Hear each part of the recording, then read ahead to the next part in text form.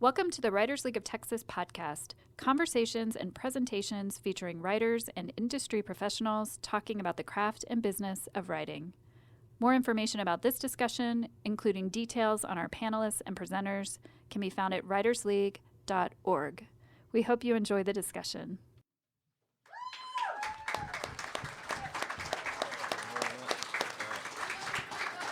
Thank you so much. So we're going to get to the panel, and then we'll talk about me later, I guess. All right, so we have a great panel tonight. The panel discussion, Building a Career as a Writer, was actually an idea that one of our panelists brought to us and said, I wish that this got talked about more. And we thought, that really needs to be talked about more. And so, thank you for coming. This is going to be a really great discussion. I'm just going to jump into introducing our panelists. To my left, and I should mention that part of the job of moderating is to boil bios down, and it's really hard for this panel because all of our writers are super distinguished, like so distinguished that they have like long and short bios on their website. And so these are the shorter versions, but there's much more to be had on their websites. Gabino Iglesias is a writer, editor, journalist, and book reviewer, the author of Coyote Songs, Zero Saints, and Gutmouth. He is the book reviews editor at Pank Magazine, the TV film editor at Entropy Magazine, and a columnist for Lit Reactor and Clash Media. His writing has appeared in places like the New York Times, the Los Angeles Review of Books, and many horror, crime, surrealist, and bizarro anthologies. He has worked as a dog whisperer, witty communications professor, and ballerina assassin. Pause on that one for a moment. His reviews are published in places like NPR and other print and online venues. He teaches at SNHU's MFA program. Please welcome Gabino.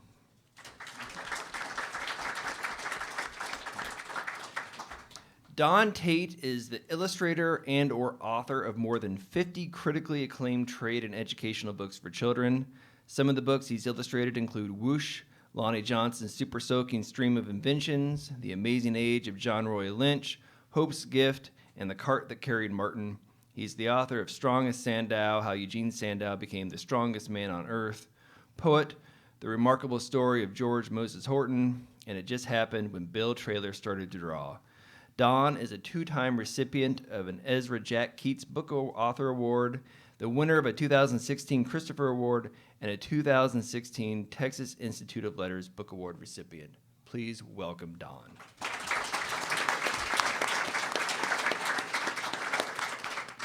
And Cynthia Leitich Smith is the New York Times and Publishers Weekly best-selling YA author of Hearts Unbroken and both the Feral Trilogy and Tantalize series, the award-winning children's books Jingle Dancer, Rain Is Not My Indian Name, and Indian Shoes, and the forthcoming middle-grade anthology Ancestors Approved, and the Blue Stars graphic novel series, co-authored with Keikla Magoon, illustrated by Molly Murakami. She is author-curator of Heart Drum, a native-focused imprint of HarperCollins children's books, which will launch its first list in winter 2021.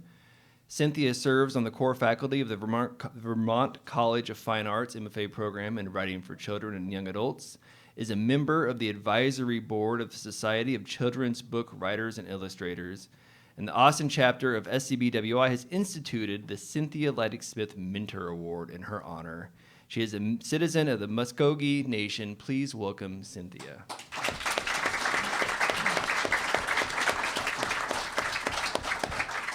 So we're talking about building a career as a writer, and part of my job at the Writers League and what we do is we invite agents to come speak, and what agents often say on their websites is, I want to work with a writer for a career. I'm not going to just focus on a single book. And so I thought that we often teach people to do the elevator pitch for a book, but I wonder if you could just start by doing an elevator pitch for your career. So where did you start? What was your first book? What was your first entry? Maybe some highs, lows, and where you are now. Give us a sense of your career, and then we'll use that as a kind of place to jump off and sort of jump in further. So, Gabino, do you want to start? Sure. Here's a trick. If you win any kind of award, and they can back me up on this, you will have editors knocking at your door. I didn't know that. So my starts were with 2 years of querying, like everybody does, finding an agent that sat on a novel. And I'm glad he did, because I read it again years later, and it was so horrible. I don't believe in self-harm, but I started reading it. I ran out and punched my neighbor. After 2 years, he vanished. So I kept doing the thing on my own, and soon after, Zero Saints got a nomination for the Wonderland Book Award. I started getting phone calls and emails from agents. So the thing kind of switched around. And then the Bram Stoker nod and winning the Wonderland Book Award was just like basically being very nice and having like a form rejection for agents. So just keep doing the thing for as long as you can and try to get your book in front as many eyes as possible. And spend a little less time trying to pursue that agent that you think is going to do miracles for you, because that's not always the case. And yeah, where am I now? I have no idea. I have 3 jobs. I freelance on the side. I signed up to write a show, which I had never done before. And I'm working on 2 novels because insanity is awesome. So no idea where I am. I'm not even sure this is real today. Don? So I entered the field of publishing through the door of illustration. I grew up in Des Moines, Iowa, attended Des Moines Area Community College. So I consider myself a self-taught illustrator. Right out of college, I took a job at an educational publishing company in Des Moines, the Perfection Learning Corporation, as a publication designer. And as part of that job, we were able to travel around the country to various teacher librarian conferences. At the time, one of them was the International Reading Association. And when I wasn't working the booth as an exhibitor, I would just walk the exhibit floors where I met teachers and librarians, and I saw the other authors doing signings, and I met editors, and I thought, this is what I want to do. I want to jump from the educational side over to the trade side. But that wasn't so easy. I would send art samples to publishers all over New York, and I got a lot of rejection. And finally, I made connection with Andrea Pinkney, who I knew was a very famous author at the time, but I didn't know that she was also a publisher at a really big publishing house. And so she kept samples of my artwork, and a few years later gave me my first contract. So that was my foot into the door of trade publishing. But I also had this like secret thing I wanted to write too, but I didn't really tell anybody because I didn't think that I was much of a writer. So I moved to Austin and I joined the local SCBWI here, where I met wonderful people like Cynthia Leitich Smith, who encouraged me to write. And I thought, well, I can't write a book. I don't even speak right. You know, I didn't feel like I don't use good English, and I was kind of afraid of, putting my words out there. So I started writing in a blog. And I got a lot of really positive feedback. And Cynthia one day told me, she goes, Don, you're a really good writer. And I think it was because Cynthia, as an established writer, said, Don, you can write. And that gave me the confidence to continue to write. So I wrote and finally was able to get my first book published at Lee and Low Books. And so I've been, that book published in 2012. I've been writing and illustrating ever since. And how has my career changed today? So I'm writing, I'm illustrating, and I'm speaking. I do a lot of speaking. If you would have told me that many years ago, I'd have told you, you're crazy, because I'm not going to get up in front of people and speak. So that's my career, writing, illustrating. I speak at schools all over the country, conferences, and so, yeah, I love what I do. And Cynthia? I started out like a lot of people. I was scribbling down stories over my lunch hour and before I went to work in the morning. And then I had a bit of an aha moment and decided to try venturing into publishing for real. I didn't focus first on books so much as the craft of writing. I came down like Don and I joined the local writing organization. I volunteered, which was great because I met a lot of people that way through my local organization. And I also caught the eye of a number of established authors who took an interest in a new voice and then went out of their way to encourage me, to give me feedback on my work, to make introductions. A lot of any kind of success, I think, is showing up and demonstrating that you care about the community and it's beyond your own short-term goals. And so through that experience, I was blessed to be published at a fairly young age. I was in my late 20s, early 30s. And I began, like a lot of us do, I started writing what I knew, which for me was contemporary stories about bicultural Native families in the mid to Southwest. And I did that for a few years, and the market became more and more difficult. There were a lot of systemic barriers to publication along lines of underrepresented voices. And so I expanded. I thought, well, if I can't do that, I can do everything else. I wrote a Santa Claus story, I wrote a tall tale, I had a couple of successful young adult fantasy novel series. And once I hit a certain point where I felt like I had a little bit more grounding, I was able to branch back into those original heart stories of the kind of families and communities that I grew up in, and also through the mentoring of other writers and through the Heart Drum imprint now to open up some opportunities for other voices to make themselves heard in the industry. You know, so usually when we're on these panels, we talk about like sort of the craft of writing and digging into it. But you know, I thought I would be curious to hear, you know, when you're learning to write and you're early in your career, then perhaps later in your career, how do you approach the reading? Because one of the things, and especially with children's authors, you hear like people say like you got to read like 100 books in your sort of genre to get a sense for how it's done. And you know, like with Cynthia, you were saying like you wrote, I mean, everything, like sort of, and Don, you've covered like different kinds of areas as well. Like, how do you choose what to read? Like, do you read sort of intuitively, just picking books up off the shelf? Did you sit down and say, I'm going to read this amount of horror, this amount of mystery, this amount of, how did you approach your reading in terms of building just the knowledge base that you had to be a writer? Cynthia? I do agree that it's great to start out by reading 100 of whatever kind of book that you're interested in writing and then continue reading. But I also think it's important to read broadly because there's a lot of transferable skills that you'll pick up that you can apply to your own work. So certainly I've read books in all of the areas of children's and YA in which I actively publish, as well as sort of overlapping or intersecting communities. I read a lot of Native work that's published for grown-ups, even though I'm writing for kids. And occasionally I will zero in on a specific skill set that I'm struggling with. I'm guessing a number of you are probably novelists. Yes? Okay, so I was one of those people who started, I could do a great 35 pages, and then something else had to happen. Right? You introduced a character, you introduced a theme, and I knew how to get there, but those middles were really tough for me. And I was thinking about just the task of a reversal. And it occurred to me, even though it wasn't my genre, that genre romance writers were brilliant at reversals, right? Because you knew essentially how the story was going to begin, and you knew essentially how it was going to end, and the middle is what they really excelled at. And so I thought, well, that is a particular craft skill that I can learn from that community. And I read probably 300 of those books. And it's not that my conversation of books is directly parallels to theirs, but it was certainly informed by their skill set. Don, what was your approach? So I didn't grow up a reader. It's interesting, when I visit elementary schools, I always tell kids my favorite book when I was a kid was my family illustrated medical encyclopedia.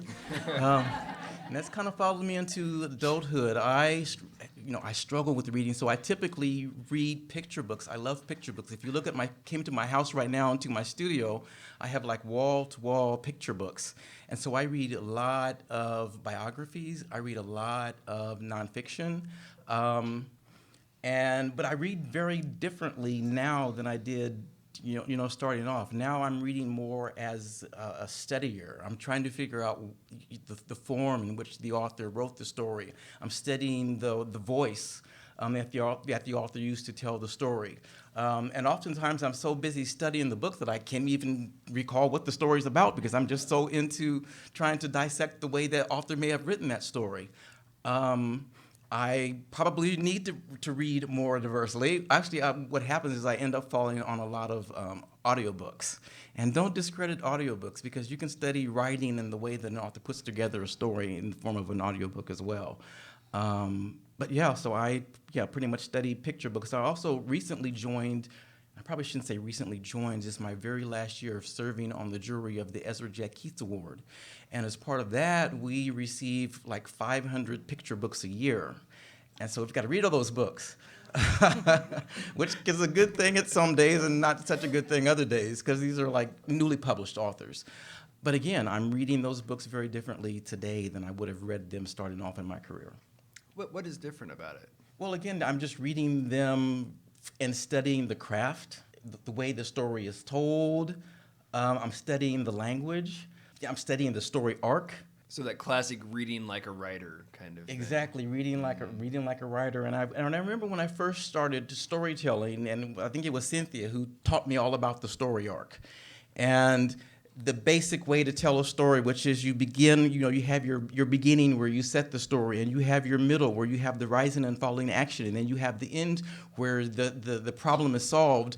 And I wasn't really quite buying that was the way that you had to tell a story, but then Really? I did not buy into that initially. I was wasn't like, saying that the only mean- way. There's a lot of different forms and storytelling conventions. But I remember when I finally sold my very first manuscript to Lee and Low Books, that was what my editor made me do. She made me go back to the drawing board, and Don, that was the thing that we worked on, was the story arc. So that cannot be overlooked. So that's what I'm studying when I'm looking at a picture book, is I'm looking at that story arc and seeing how closely the authors either stuck to that rule or maybe they broke the rule, which rules can be broken as long as you understand the way that stories should be put together. Gabino? I think I was lucky enough that my career as a book reviewer and my career as a writer sort of came off the ground together. Because then years later I realized as a book reviewer what I'm doing is I'm reading something and deconstructing it.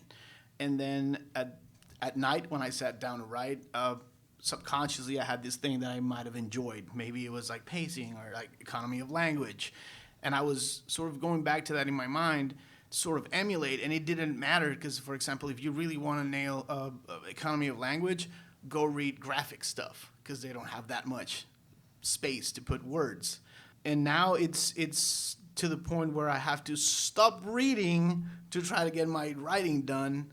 And then I review fiction and nonfiction and thrillers, mystery, noir, poetry, and it all sort of coalesces into what I really, really loved an author doing in any of those genres is something that whatever I sit down to write, I want to sort of do my version of that, and it simplifies the entire process. It's like going to school every single time that you pick up a book.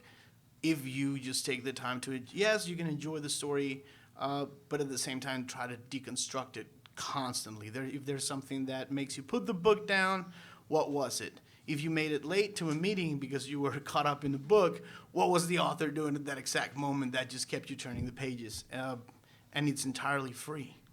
What about like your writing habits? Like how, like Stephen King says in his book on writing, like he writes 2,000 words a day. That works for some people, not for others. How have your writing habits changed over the course of your career in terms of, were there ebbs and flows? Has it been times when you wrote intensely and then you just took time off?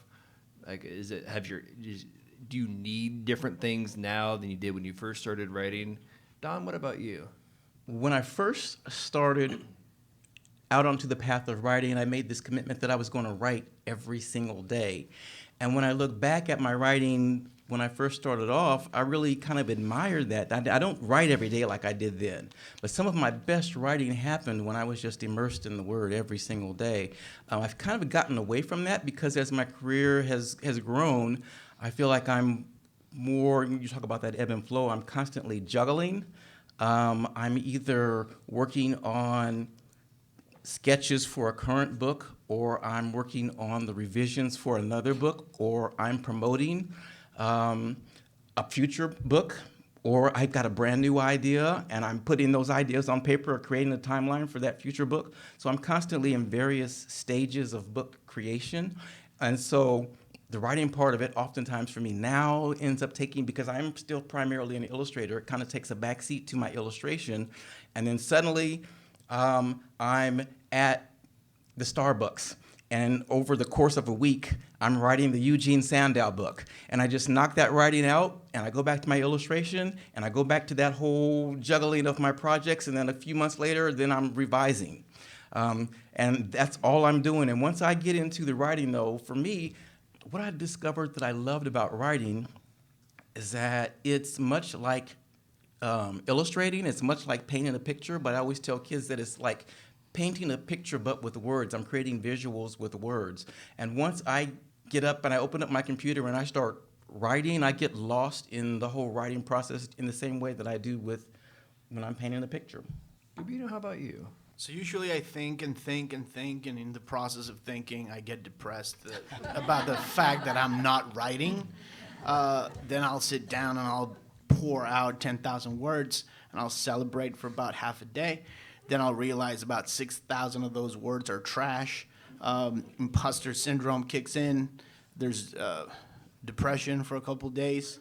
Then I go back to it and I rewrite it, and it's this up and down. I write during lunch at school. Get up at 4 in the morning every single day. I go to bed at midnight, get up at 4, get some writing done.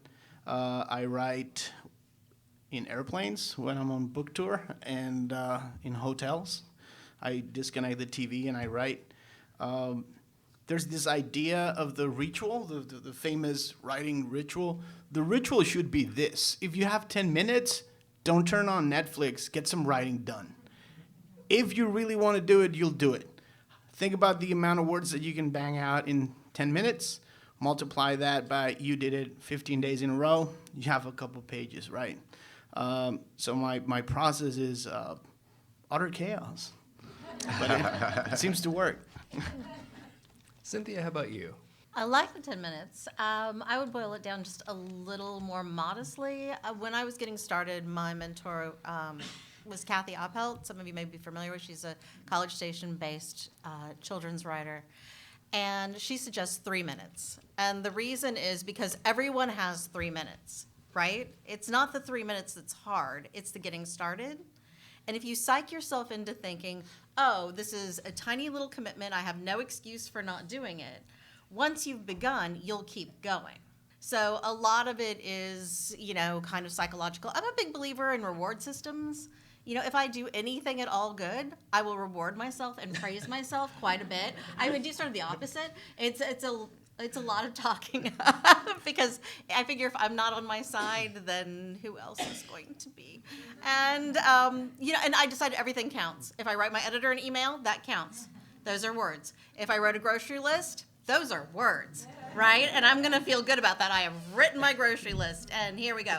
So I do think.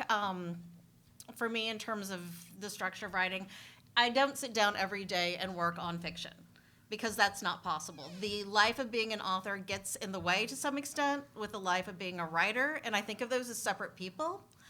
But at the same time, if I'm working on a speech to give as an author, that's still writing, and I'm still building my facility with language, and all of that will be there for me when I sit down to the page in a way that will hopefully result in a more permanent ultimate product.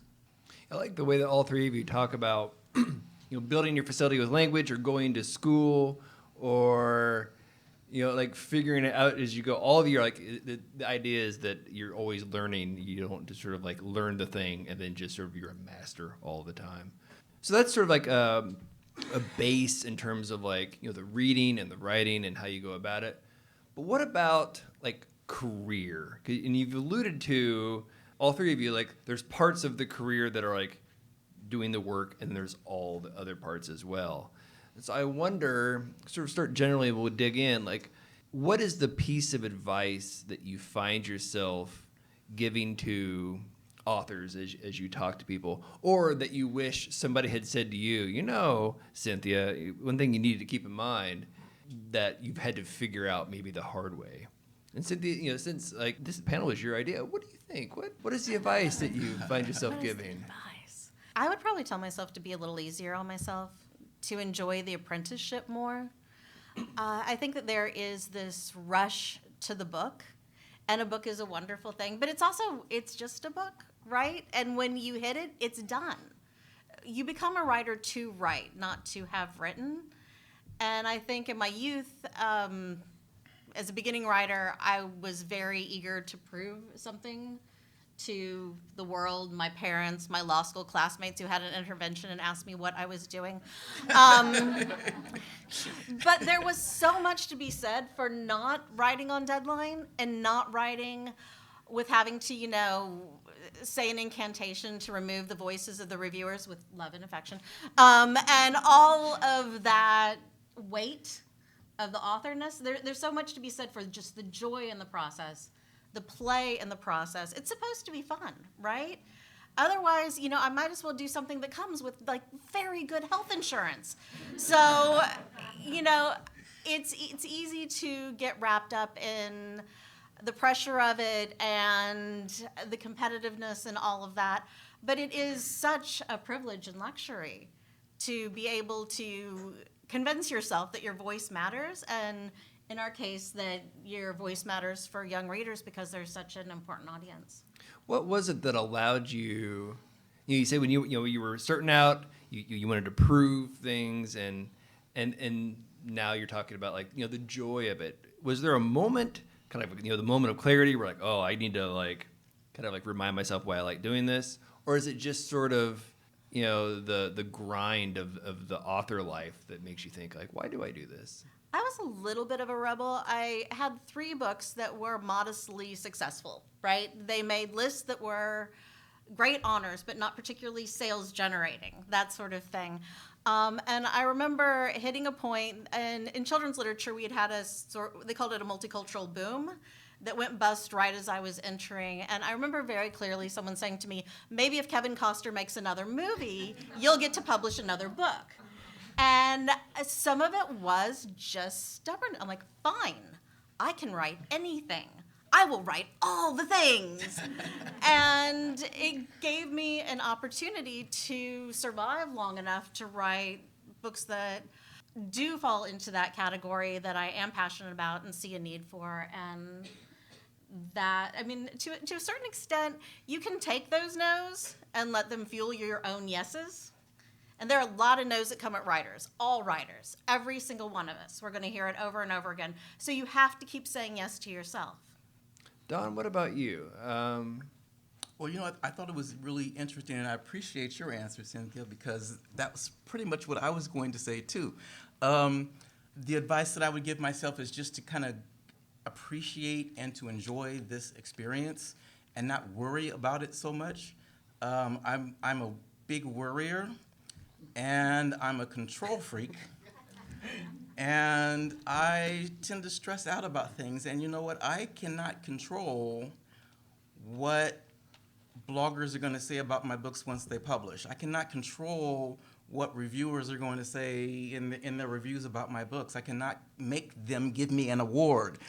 So I shouldn't sit around and stress about it so much, but I do. Towards the end of the year, when those best of lists start coming out, then I start to worry about, are my books going to make that list? And I must not be a very good author or a very good illustrator because my book didn't make this list. Or is my book going to win this award? And my book didn't make the big awards at ALA this year. And what does that say about me as a writer? But I didn't get into this field because I wanted to have an award. I got into this field because I loved illustrating, and I discovered how much I love writing, and I discovered how much I love knowing that my books are, forwarding or helping kids learn how to read. That's why I do what I do, and I just need to not worry so much. And remember that the book's going to happen when it happens. Sometimes I get myself stressed out because, I'm a month behind on my deadline, and that's going to now push all of my other 3 books, down the line. It's going to make all of them late now.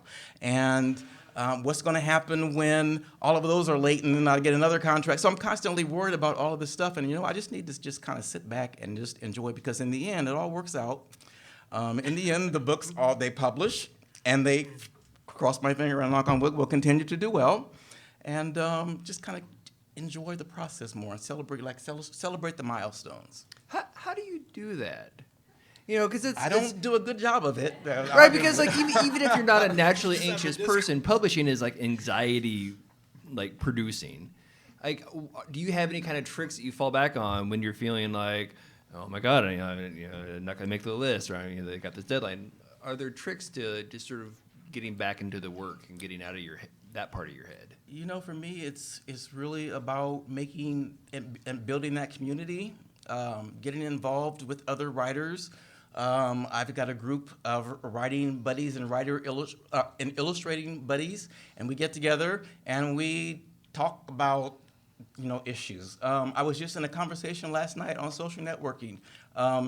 Authors trying to figure out, well, how come my publisher's not going to send me to this conference, and my publisher's not going to send me to that conference, and how come I can't get my publisher to just pay for my badge to get into the exhibit floor, that sort of thing. And it makes me realize that, these are not things that I'm just dealing with by myself, but these are conversations and things that we all deal with as writers, and so it kind of gets me out of my bubble. Gabino, how about you? I think we need to find balance, and if you're a writer in this room, you're probably horrible at doing that. Sorry, I don't know you, but you probably are. So let me give you a perfect example. Today's the 20th, correct? Yes, today's the 20th. Today I was on the phone with Kim Henkel, who was the co-producer and co-writer of the Texas Chainsaw Massacre. He's optioning Zero Saints and turning that into a movie. Zero Saints, titled Santa Muerte, came out in France today, and I'm doing a tour of France in April. And now I'm doing this tonight. Tomorrow could be a couple of rejections, some edits saying, do you even know how to write? Like, you need to fix this thing. And then fear of I'm not making enough progress on this next book, and 2 meetings at work, and I don't get anything done during the day. So there's that balance. If you don't learn how to find it and enjoy it, and I know this sounds crazy, but learn to enjoy that rejection that sort of keeps you a little bit humble. Learn to enjoy editing. I got bad news. If you wrote it, you're going to have to edit it at some point. If you don't want to ever edit it, don't write it, because at some point it's going to happen. So it's those things that you have to keep in mind. It's like, I got 3 or 4 emails from France today from like fans and journalists who read the book and loved it. Tomorrow, you know what? How many people here are a writer? You lift your hand, you're all proud, and then somebody says, you know what? Nobody cares. That's on you. You know what? Nobody's making you do this. So find those little balances that sort of keep you going. Learn to enjoy, and they've said it. It's about joy. You do this because you have to? No. You do this because you love to, and you have this thing inside you. It's like, I have to write. I could go work insurance and have health insurance for me and for my child, but I choose not to because this thing keeps me alive. I hope I don't get sick, but in the meantime, let's write. It's kind of the same question I gave Don, which, like, how do you do that? How do you balance when you've got great news, terrible news, or frustrating news, or not unexpected news? And do you sort of like block out time? Like, now I'm going to like talk to the people in France, or now I'm going to like check my email, and this time I'm not going to. How do you sort of do all those things? Because it's very easy to be thinking about those, or just just sort of like managing the logistics. And then not writing, which is where the joy is, right? Right. There's every writer is. It's not only a universe; it's a universe that produces universes. That's how wonderfully complicated and complex we are. For me, it started with, "Hey, Mom, my first book's about to come out. Good. Do you have a job?" Furthermore, my mom doesn't speak a word of English. English is not our first language. My mom and my dad have never read my work. So once I got through the point of like, I don't have to make them proud because they'll never know about the horrible things that I write about. Everything else, like after you go through the mom hill, everything is fine. And also every time you have a success, every time something good happens to you, it didn't happen because you were sitting there. It happened because you did a lot of work to make that happen. So at that moment, for 30 minutes, for an hour, sit there and enjoy it. Don't think about the rejections that are going to come in tomorrow, or what's going to happen next year, or the next book, or how dealing with this one will push all the other projects back. Don't touch that for a little while. Take a moment to enjoy that little thing, and then usually that joy makes me want to write. It's like, all right, so I accomplished this thing. I can do better. I can get a better review. I can get on that list. Watch me try. And then you sit down and then you become involved in that storytelling, which is what we do. We just tell stories. We get caught up into like genre and world building and like use of language. We're telling stories like we used to do around the campfire, right? And that's the thing that you need to do. You're depressed, go write. You're happy, go write. You want to celebrate, go write a story. You don't want to deal with the world. We're very good at that. Just lock the door and start writing. You know, and you all touched on this a little bit, the business side. And, you know, Don, you mentioned like speaking, and Cynthia, you did too, writing a speech, book tours, and talking with journalists. One of the things that happens, especially earlier in your career, is you're asked to do things without pay, right? Like for exposure. Like this. Like this, yes. I knew I was going to walk into that, and I was like, but I want to know the answer. How do you balance the things that you really want to do for free, like this, and then how do you balance all the sort of the requests that you get, and you know maybe some of the writing that you do for free versus like the things that you'll get paid for, or the things you'll get paid for but you don't really want to do them versus the things that you might not get paid so much for but you really want to do. How do you balance all of that? I mean, sort of the money and the time, or the lack of money and the lack of time that goes in with just sort of like being an author. And Don, you're looking thoughtful. So, Well, because I don't feel like I do well there. That's one of the areas where I do struggle. Now, I've always looked at this, it's not a hobby, it's how I pay my bills, and so exposure just doesn't pay the mortgage bill, so I don't do a whole lot of that. But I do think about things, you know, if I'm invited to be in a book festival, or if I'm invited to be in a certain, you know, speaking, you know, national speaking engagement, something like that. Now, that may be something that doesn't pay, but they're going to do a whole lot of promoting of that event, and it's just nice to be able to put that you've spoken at the National Book Festival, which I never have, but I would go in a second if I was ever invited, because that would be, you know, some great exposure. But one of the things that I do struggle with is what I call those little author dues that just kind of really nag at me every morning. I get up this morning, I check my email. Somebody, you know, everybody has a blog, so everyone needs you to write, needs people to fill their content.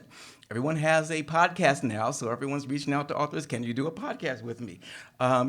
My publisher, they want me to write a letter to librarians that they can send down in the mailing for the book that's going to publish this year. Well, all of that stuff takes up time away from, you know, my writing and illustrating. So I got up this morning and I did 2 hours of author dues.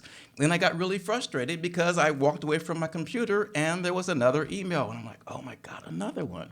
Turned out to be a really nice letter from a librarian telling me how much she loves my books. And so that made me feel really good. I have not figured out how to really balance that author due thing because a lot of that stuff is necessary. It's necessary for me to write a letter to the librarians and to the teachers thanking them for, you know, supporting my books and having my books in the classroom. All those things are important to promoting my career. And I wish I had a better answer on how to figure that out, but I just do the best that I can do. Cynthia, how about you? How do you handle these? I think about it a little bit differently. I see my role as both creating books and participating in the conversation of books, right? So I don't think I'm doing this because it's a marketing necessity. I'm doing that because of a particular expectation of an influential person. I'm thinking, I'm in the dialogue, this is my place in the dialogue, this is where my voice fits into it. If my voice doesn't fit into it, or it can be better used elsewhere, I can politely decline, right? And that's easier to do over time, right? As a new voice, you're going to say yes to more because you're just meeting people for the first time and you're wanting to get to know them. If you look at it more organically, I think in terms of human connection, it helps a bit. And then the other thing I consider is, what should I be doing as sort of a literary citizen, And there are certain expectations that my publisher has of me, and that's why they give me in advance of a particular size, and that might involve travel, right? But there's also, what do I, as someone who's received a lot from a local community, a creative community, give back, and how does that manifest?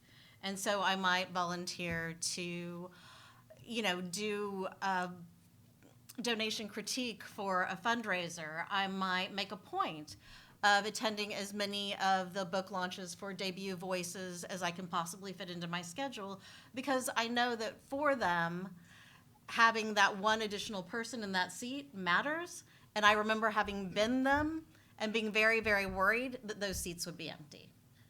So I kind of look at it like that in terms of citizenship, conversation, and also just paying forward a little bit of what I've gotten along the way. And I was just also thinking, too, one of the things now with social networking, we're out there, we're posting on Facebook, we're posting on Instagram, we're on Twitter, and, a lot of my followers, or a lot of our followers, are teachers and librarians and readers. And because we're out there, it makes it seem like it's just so much easier for folks to request stuff. So like every day I'm getting, hey Don, can you give me some tips on how I can get published? I have a new manuscript. Can you give me 3 or 4 tips? Can you do a video for my classroom? I just include this kind of thing in the video that'll kind of inspire kids to want to read, and you get 5 or 6 or 7 of those a day, and it adds up. And so I need to, haven't quite figured that out. Maybe Sin and I need to do a lunch sometime. So yeah. If you want to tell a story, you can tell it to yourself or tell it to other people. And I see everything that we do as sort of sharing stories. We're not here selling your books right now. We're talking to you, telling you stories about being writers. Last year, I did 4 keynote speeches about diversity in publishing. You put a mic in front of me, you're giving me a platform. I can use that for whatever I want. So you're listening to me right now. I can say American Dirt was nonsense, and it's a symptom of a broken business. You're just subjected to that. You weren't expecting it, but I have the control. So does it take away from your writing time? Yes, but think about writing time, and it takes away from me playing with my son. It takes away from you watching your favorite program or doing something else. You do it because you absolutely love it. And Cynthia mentioned being part of the book discussion. This is what we do. This is our livelihood. This is where we spend most of our time mentally. We want to talk about it. We want to help others. We want to hang out with other creative individuals. We want to talk about what we do. We want to learn about what somebody else is doing. It's at the end of the day, we have to pay that mortgage. So will I write a novel for you for free? No. Will I come on your podcast and talk about the work of others? And talk about publishing and talk about writers in any way, shape, or form? Yes, let's try to schedule it around my other 3 jobs, and let's do it. That's about it. All of you have mentioned, community and giving back to writers and paying it forward and sort of being in the discussion. And all of you have done that in sort of like informal, also formal ways. Like Cynthia, you've got an imprint, and Don, you've worked with We Need Diverse Books, and you're a book reviewer, and on Twitter you're really engaging like people in these questions. You mentioned American Dirt, but also just like publishing, right? How did you begin doing that? Did you just sort of, how did you put yourself in a place where people would listen to you, or did you just start reviewing books? How did you create We Need Diverse Books? How did you get to a place where you could like create an imprint or get people sort of ask you to create an imprint? Because those are such, sort of hugely important things that are not really about your work per se, but about the kind of work that you want to see exist in the world. Cynthia, do you want to tell us about the imprint and how that came about? Sure. It actually ties into Don's work as a team member at We Need Diverse Books. I think part of the larger question is that if you just keep showing up and engaging people and building a relationship, then the conversation will evolve over time. It'll become deeper and broader and more meaningful, just like any other conversation you have in other aspects of your life. That said, specifically, I had been very active in the discussion around particular challenges facing Indigenous writers, which are one of the most underrepresented groups in publishing for a number of reasons, and sort of trying to break that down and also navigate the discomfort versus the potential, and how to get into the place in between where you just bust it all open and make change.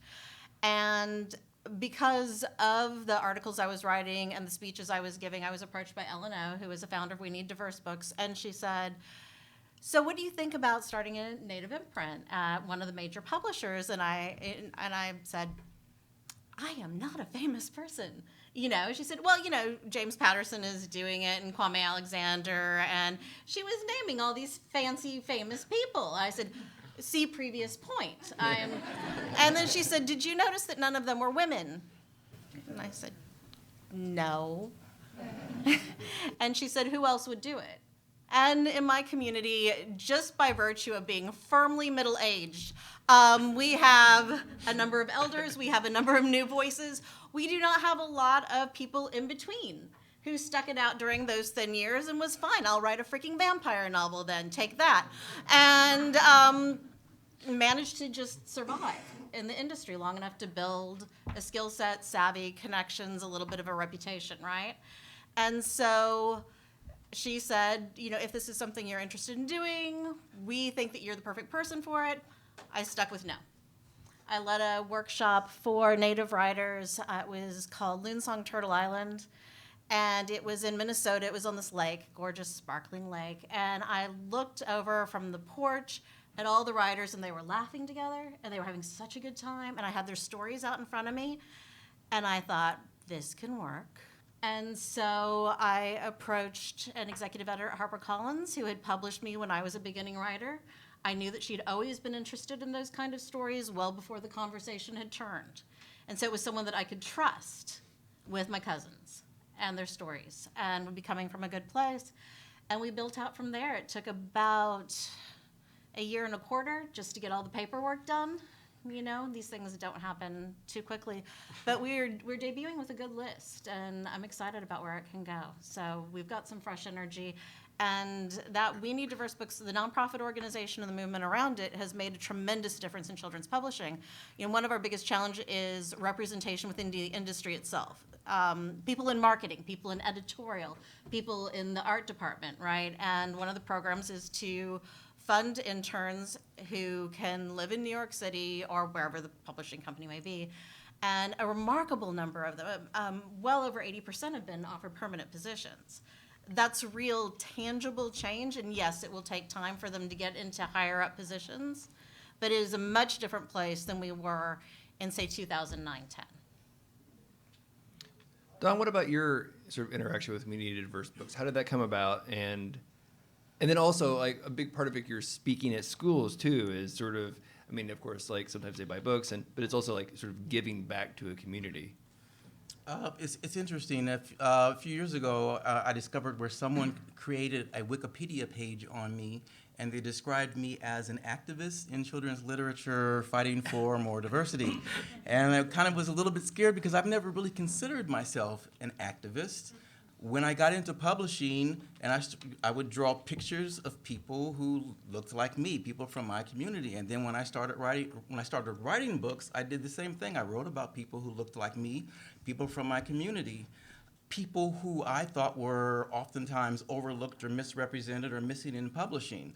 And then when Facebook came along and when social networking came along, that's kind of what I would often talk about. Eventually, local author Varian Johnson, who writes YA novels, and Paula Chase Hyman, they were having an online conversation about the support, or the lack of support, for their books, and how oftentimes their books would publish and then go under the radar of the publishing industry. And so they wanted to figure out what could we do to help support our own books and other people. So they started an initiative called the Brown Bookshelf, and Varian reached out to me and asked me to join that initiative. Our flagship initiative is called 28 Days Later, which we are I'm just reminded myself that I need to do something for 28 Days Later tomorrow. Each day during the month of February, Black History Month, we highlight an African American book creator, author, or illustrator, in the form of an interview or in the form of a blog post that they create, with the whole idea of helping to, highlight and to elevate other writers of other African American illustrators and authors who might go unnoticed by publishing. And I was invited to participate in We Need Diverse Books for, kind of that same reason. I was kind of already out there talking about and contributing to that conversation. And it is a conversation that often comes up in elementary schools when I'm visiting. Kids will ask me, I might get a question like, do you only illustrate Black people? Like, some of the kids will ask me that. And so one day when I got that question, I said, well, I want to create books so that all kids can see themselves in the library. And there was one little Black kid sitting in the front row, and I asked him, do you often see yourself in the library? And he said, no. And I said, well, I want to create books especially for people like you so that everyone can see themselves in the library. And all the kids applauded because they totally got that. So it's an important conversation, and I have grown now to appreciate my the activist thing, Gabino, what about you? So you review books, and you mentioned like a wide variety of books. And you've also you've edited an anthology that comes out, I believe, very soon of border stories. Tell us about that. You mentioned Leon Lowe. They publish an amazing report on diversity in publishing. I highly encourage you to go and get it. It's online. It's free. You can read it and then be shocked and appalled. As a brown book reviewer, I'm about 3.5% of all reviewers. Black folks, that's like 1.5%. White kids in this country will be exposed to a monster, an alien, a demon, a vampire, a rhino, a giraffe, and every other animal in the zoo before they are exposed in a book to a person of color. We need to fix that, all right? And it's up to us, because publishing left alone to run the way that it's always run will not take care of that thing. As for the border anthology, I started meeting people. I write a lot about the border. I've spent a lot of time on the border. I work with undocumented kids. I've taught ESL classes to undocumented adults in Austin for 2 years. I did my PhD dissertation in how dreamers use social media. I've been just living with border people for the past 12 years. I wanted an anthology that sort of tackled stories from both sides of the borders. It's the title of the anthology is Both Sides. Polish Books will put it out in April. A glorious hardcover, very good looking book. Anyway, I realized I wasn't gonna get that book unless I started working and edited that thing. So I know it's really easy to complain, but what I like about nowadays is seeing people who are done complaining and they're doing all the work necessary to change things. So anytime that I can help out, anytime that I can do a keynote, every time that I can talk about the Leon Lowe report, every time that I can sit in front of people to talk about border stories or bilingualism or multiculturalism or kids not seeing themselves represented in books, I'll jump on it, and it's reward in itself. One last question. Over your career, Cynthia, you mentioned, writing a certain kind of book, and then you were writing a certain other kind of book, and now you're back to a certain kind of book. Gabino, like your genre, people have, I think you coined it like barrio noir, right? Like your stuff is so, I don't know, idiosyncratic or weird or whatever that people are like, it's your own genre that you sort of made up. And then I actually heard an agent or editor the other day just say to me that, that like nonfiction picture books is a very niche market. And I was like, oh, but I know this guy who like, he's got 50 books. How do you approach just the variety of ways that your work is going to appear in the world? Maybe the different kinds of genres it's going to appear in, or like big press, small press, hardcover, paperback, and surely like you're illustrating books done by somebody, written by somebody else, your own books. How do you sort of balance, because it's easy to sort of compare, like you've got high hopes for every book, and And some books are going to sort of make a list and they're going to sell a bunch of copies, and not going to make a list and not sell very many copies. A book's going to come out from a very small publisher, but then it's going to get, sort of turn into a film. How do you figure out what you want to have happen with each book, what your expectations are? And sometimes when those expectations are resisted by things that you don't have any control over, in terms of like where people think it's going to fall on a bookshelf, what people, whether Kevin Costner, what film he's made, right? How do you figure out your expectations for a book, and when to sort of maybe let it go, when to keep writing another one, or when to sort of push for what you want from it? I'm not sure if I completely understand the question, but I love nonfiction, and I love biographies, and that's kind of my thing, and so I never get really stuck for an idea on what I'm going to write about. If I were to sit down, because I'm not a big fiction person, but occasionally I keep telling myself I need to branch out and do something different. I should just write a fiction story. I sit down on my computer and I'm going to write a story about, I don't know, the dancing dragon or whatever, and I just get lost. I don't know what to write about because that's not my thing. But because I kind of stick to doing my thing, I never am without something to write about. I also like working with a variety of different kinds of publishers. I tend to publish mostly with the smaller independent publishers, and I like that. For me, I feel like they do a better job for me personally at promoting my books and promoting me as an author and my career. And I can give you an example. This year, I have 2 new books that are going to come out. One of them is with one of the big 6 publishers, and one of them is with the tiny little independent publisher out of Atlanta. And the publisher out of Atlanta, they're already talking about the multi-city book tour that they're going to send me on. They're talking about all the conferences that they're going to send me to. They're talking about all of the promoting within the library community if they're going to do for this book.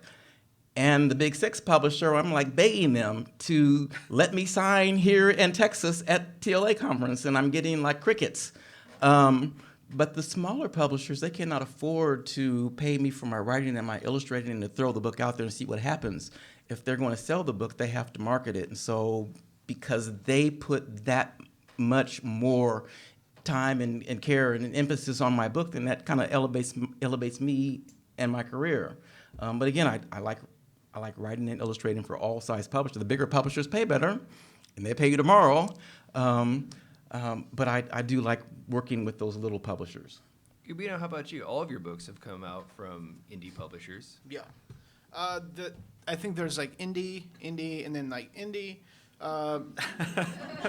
So people tend to forget like Soho Press is an indie with major distribution. Akashic Books is an indie press. $2 Radio is an indie press with major distribution. There's a whole bunch of them. You just try to figure out where you fit in their vision, and then try to land a publisher that gets what you're doing. On that note, the anthology will have major distribution because Polis has that punching power. Everything that has happened with Coyote Songs and Zero Saints, that red bag is mine because like bookstores will not carry my books because if you don't buy them, they cannot return them because that's like a very small press policy. Like we don't have enough money to send you money back. We spend it all on like artwork and layout and editing.